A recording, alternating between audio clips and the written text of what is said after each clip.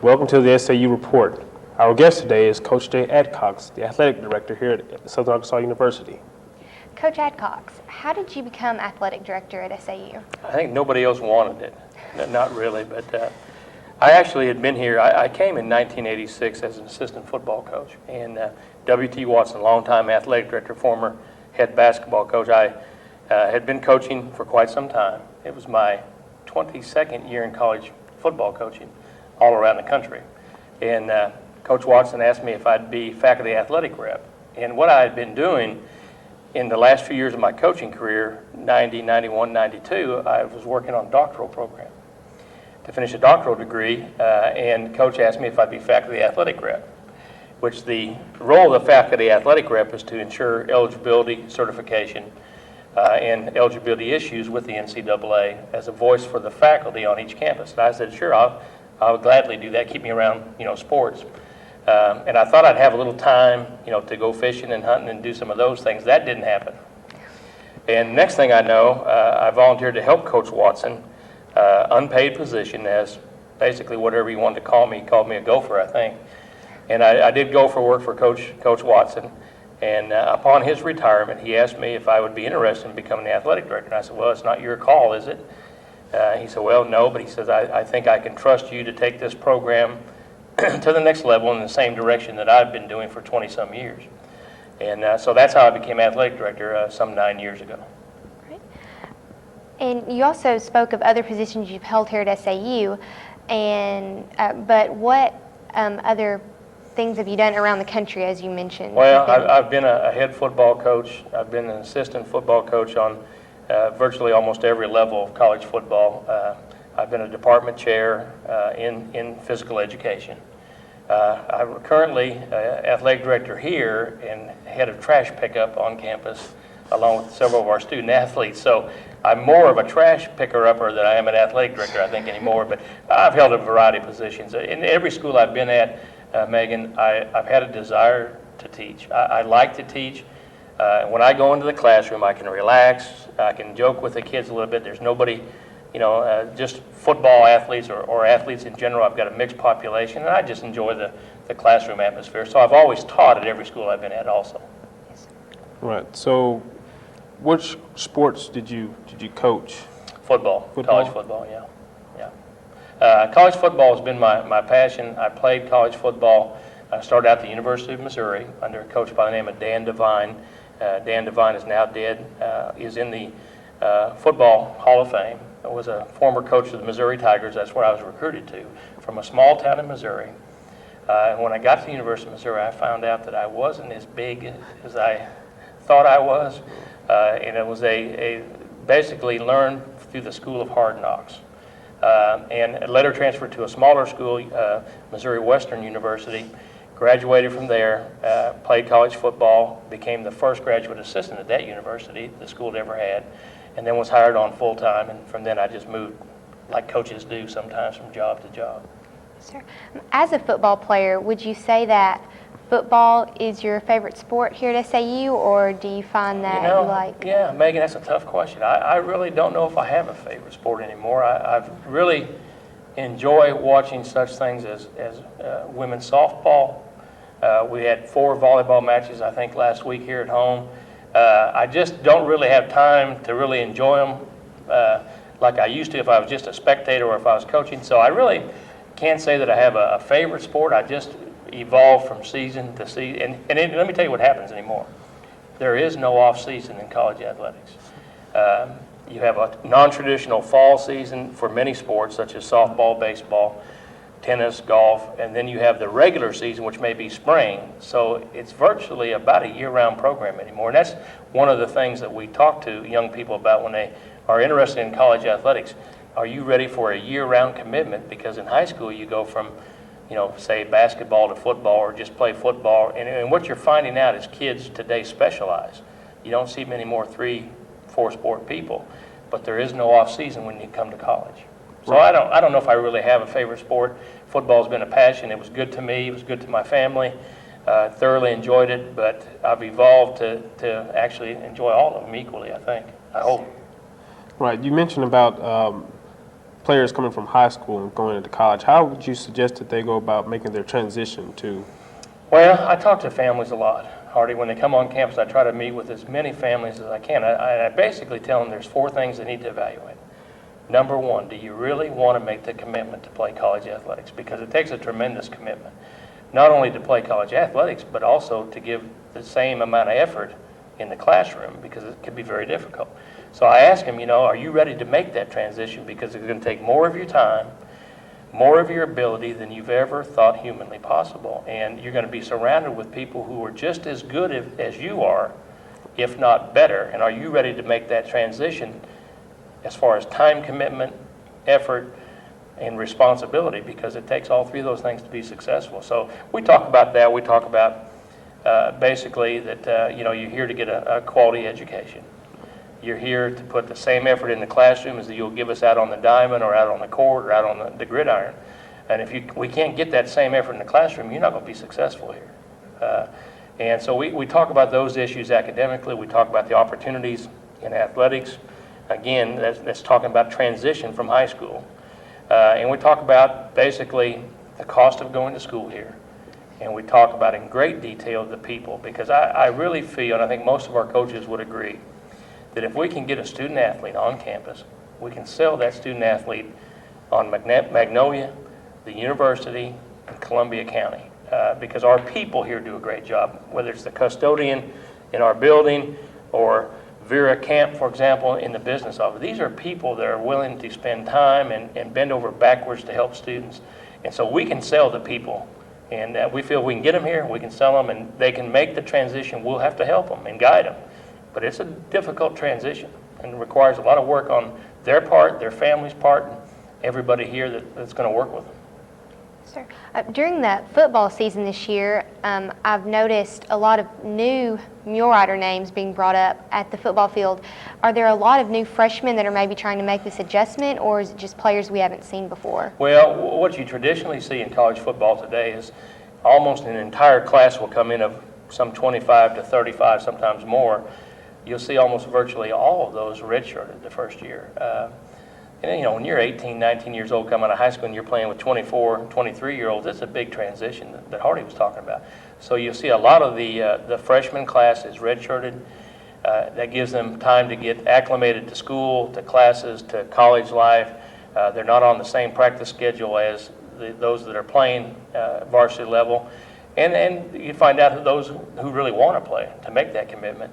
So you see a lot of new names each year. You see a lot of people out there that says redshirt freshman behind their name or just freshmen. You don't see many freshmen play anymore in college athletics. Do you think that the redshirting program helps to build the athletes to a greater level of playing? Yeah. I think you learn as a freshman. If you redshirt, there's no pressure on you to play. All you're going to do is learn and get better at your position or sport and get acclimated in that classroom, because, again, a lot of times, as maybe I did, when I went to school, I thought it was going to be football, football, football, and you know what? That's only a small percentage of what you do. So we want them to get acclimated to college life, whether it's the dormitories, housing, the cafeteria, the classrooms. We want them to be involved, and this gives them time to do that. So when I played college football, freshmen could not compete on the varsity level. And so you had a freshman team. You competed against other freshman teams like Nebraska and Iowa State, but you weren't out there on Saturday afternoon with that huge stadium. They took the pressure off of you. Now, freshmen obviously can play. So along with these freshmen, you mentioned the other players. Are there any players in particular that you see that are becoming more outstanding or that you've noticed have grown from previous seasons? Speaking of football or various sports? Any varsity sport. Oh, I think, Hardy, you do. You see, you really see a transition from their sophomore to senior season.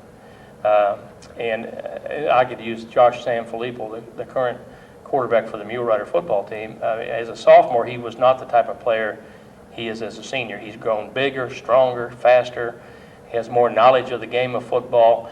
And you can virtually go on almost every sport. I remember Bobby Beeson, who was an All-American here in baseball, his freshman year, he had to start and play. But by the time he was a senior, he was 3 times the ball player he was as a freshman. And so usually you will grow each year in your ability, but also your size, strength, speed, everything because it's a year-round program anymore. Well, you mentioned Josh Sanfilippo. We know he's the quarterback here at SAU. With the loss of Damian Malone-son, how do you think we'll fare against OBU this weekend at Arkadelphia? Well, Megan, I tell you what this ought to be. This ought to be an old-fashioned street fight, old barroom brawl, because you got two teams who for the last 3 weeks have played the number 3 team in the nation, the number 5 team in the nation, number 8 team in the nation. And both OBU and SAU have been beaten. Not beaten badly, but they've been beaten. And to face those types of teams and that caliber team week in and week out, 3 weeks in a row, takes a toll on your team. So both teams will come into this game highly motivated to win. It's OBU's homecoming. Both teams will come in after facing that rigorous schedule, and somebody's got to win. Who makes the fewest mistakes should win that football game. And so I look for it to be an old barroom brawl, street fight type of game. It's going to be very physical, very difficult. Sir. And I've noticed on the football field, as you know, I've been driving by to my apartment and different things, there's a lot of construction going on.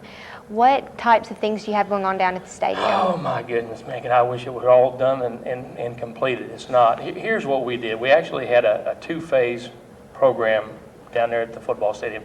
The football stadium was built in 1946, shortly after the war. Hadn't been a whole lot of modernization done to it. We put in a new press box, I believe, in '87. A new scoreboard was erected in '87. We enclosed the home stands, which were just your old steel. Look through the stands and see the field. And in 1997-98, we completed that part of the project, enclosing the home stands, which made them more attractive. Still not what you really need, but we don't have $20 million to build a new stadium. Dr. Rankin came to us and said, you know, we were looking at building an indoor facility for all sports and also for the band that would house not only an indoor practice area that the football team and the band, the baseball team could use, the softball team. You have drop-down batting cages. It could be used by everyone. Unfortunately, it came after Katrina and the Gulf storms, and cost rose dramatically for steel and concrete. We didn't have enough money to do that project, and basically we had made a decision, the university and the administration, let's take the $3 million that we had, let's divide it up 1.5 to each, the band and the football area, and let's see what we can get for that money. And it was determined at that time that we would build a band building separately. And at football, what is our most pressing need? And the need was a new football field. There was no drainage under that old football field, so consequently by the end of the year you either had mud bath or you had standing water on the field because there was no drainage underneath it. So to replace the drainage would have been about $600,000, and to put in a normal natural grass field. We looked at putting in an artificial surface because it could be used in all kinds of weather. With that, you got a drainage system, and that would last, you know, quite a few years.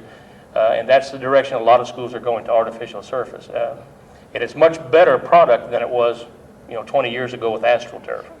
And so we've had, that was the first phase, put in the artificial turf. That was close to $740,000. The second phase was actually a part of this, but we got so far behind with construction of the field that we didn't get the concession stand, ticket booths, and enclosing the visitor side done. And that's what you see going on now. New concession stand that will hopefully make our stadium more fan-friendly for the students and fans to be able to go to a concession stand that's, you know, clean and right there and away from everything. Ticket booths, which we've always served tickets and sold tickets out of the coaches' offices, which is terrible. It takes their offices up on weekends. And just enclose the visitor side, make it more attractive. We've also got a large utility building over there that we store all of our tractors in.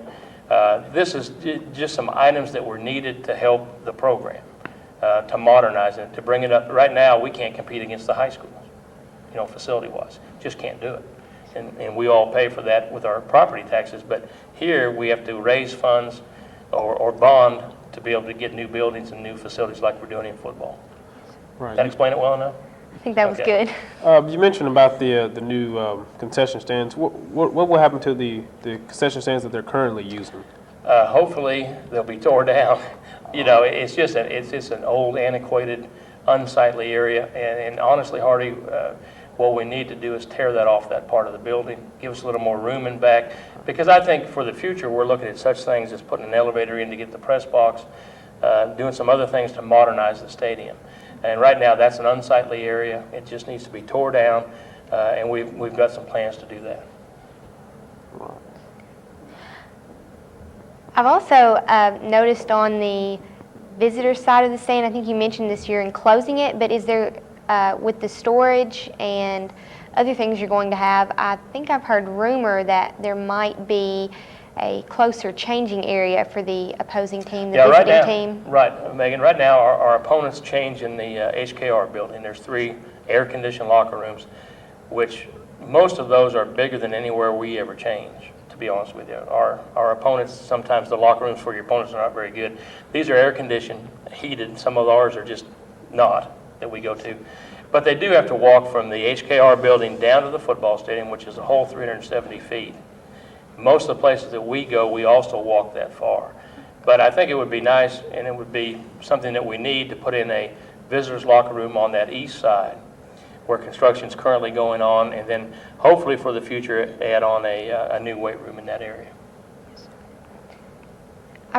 This construction, as you've mentioned, has been going on for quite a while. Do you have any projected end date for all of this? Well, we've been promised it would be ready by October 20th homecoming.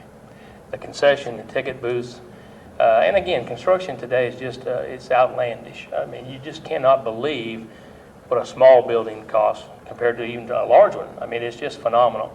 And you know, most contractors hire out subcontractors to do electrical or to do this or that, and they're just falling behind, and that's partly due to weather, you know, that happened in June and July. We had so much rain.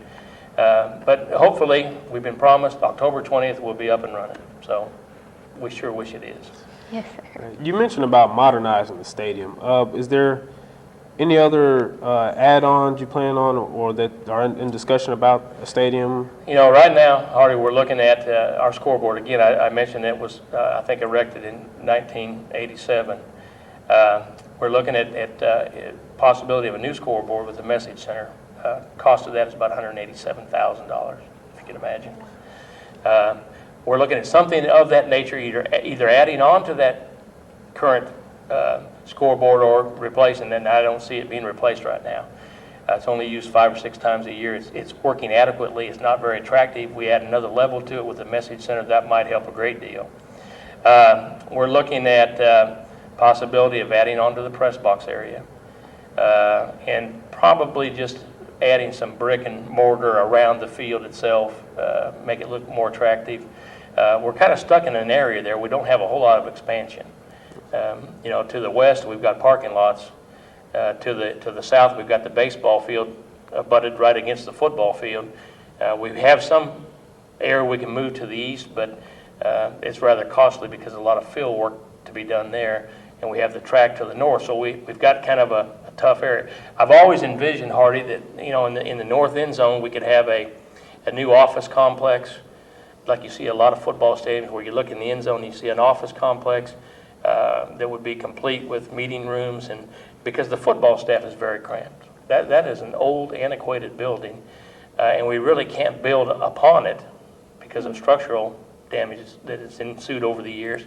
So we'd have to go somewhere else, and the north end zone possibly, you know, again, kind of a dream, a pipe dream, to build a nice facility, maybe the north end zone that would service both the football and the track area. And that track, by the way, was the first all-weather track laid in America in 1987. And it's in bad shape right now. It needs to be replaced, and the cost of that is anywhere from $350,000 to $500,000. So anything you talk about as far as improvements means money, and lots of it. Yes, sir. You mentioned the track, and I think you mentioned the baseball field as well. I know they recently got lights added to their stadium. Mm-hmm. Do you have any other plans for any other sports or those? Well, yes, we do, Megan. And I really think what we need to do is we need to bring and build a softball complex on campus. Softball is an emerging, very popular sport right now.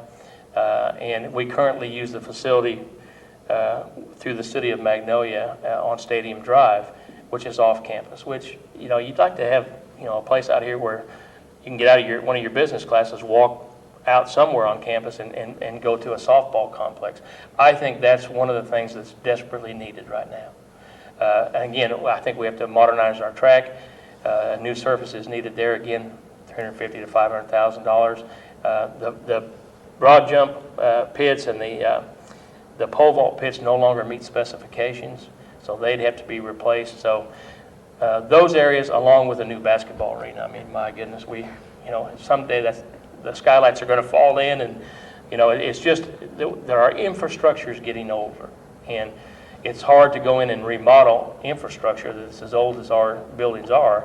And so we drew up several years ago a new arena plan that is absolutely gorgeous, that would go out here where the dairy cows currently graze, north and west of the campus. It would be a community type convocation type center, and that's in the future plans too. Okay. Well, you mentioned that about working with the community, and you mentioned about the years here at SAU. If you could have one of your fondest memories here at SAU, what would it be? I think being able to work here and have an opportunity to work here has been a blessing. Okay, I think anytime you got a job today, you're blessed. I've been blessed to work around great people on this campus in almost every academic area. Support staff, it's phenomenal. That's a memory I'll cherish forever. And this is my 22nd year here. I mean, time goes that fast. I'll remember the people and the place more than anything, because I moved so often, my family and I. This is the longest we've ever been. And I have two children who have grown. They're both graduates of SAU. My wife works at Magnolia Hospital. She walks to work. I can literally walk to work if I wanted to. I'm too lazy. And it's special. This is a special place that we call home. I'm not from the South. My wife is a Jayhawk from Kansas. I'm from Seattle, Washington. But Magnolia is special because this is home. And that's probably the greatest memory I'll have. I mean, our family comes down here, my wife's family, for vacations because the weather's nice. Up in the north, you don't have that. So I think, Hardy, that's the thing I'll cherish the most. Also, the young men and women I've been associated with. We were talking with Jim Rebert earlier about Jordan Babbitt. I mean, that's a special young man. He's going to make more money in a month than we'll all three make in a lifetime. And to see him make that rise from a freshman to a senior and what he did. People like that we had the Hall of Fame weekend this weekend. Larry Lundeen, Bob Block. These were young men that went into our Hall of Fame. Rachel Young Moore. My goodness, I saw them when they were freshmen. They didn't, went behind the years. Now they're very successful in their chosen fields, and here they are inducted into our Hall of Fame. That's pretty special. So I'll remember the people. Sir. Along the lines of people and alumni coming back, different things, homecoming is coming up in a few weekends. If the stadium is finished by then, will there be any special ceremony for it? Dr. Rankin and I haven't even talked about it because we're just worried if this is going to be ready and that. I really don't think so. Dr. Rankin may want to do something to that nature. Sometimes there's a nice ceremony to honor the building. We really haven't even gotten that far because we've just been worrying day by day whether we're going to be done with the project. And so maybe that will happen. I don't know. Yes, sir. Well, we'd like to thank you once again for coming to be on the SAU Report with us today. I'm Megan Black. And I'm Hardy Bates.